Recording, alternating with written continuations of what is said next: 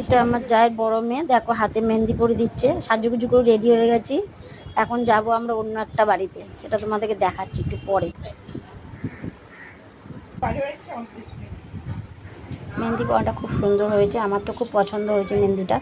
তোমাদের কীরকম লেগেছে বলবে। কোথায় এসে যাচ্ছি বর্ণমাদের বাড়িতে, এই রাস্তাটা প্রচণ্ড জ্যাম ছিল, তাই হলো যে রাস্তায় দেরি হলো। এটা আমার বর্ণমাদের বাড়ি, এটা আমার শাশুড়ি খই বাচ্ছে বিয়ের জন্য, এটা আমার বড় নন্দ জামাই, এটা হচ্ছে আমার কাকি শাশুড়ি, আর এটা হচ্ছে আমার ছোটো ননদ, এটা হচ্ছে ওদের ডাইনিং রুম।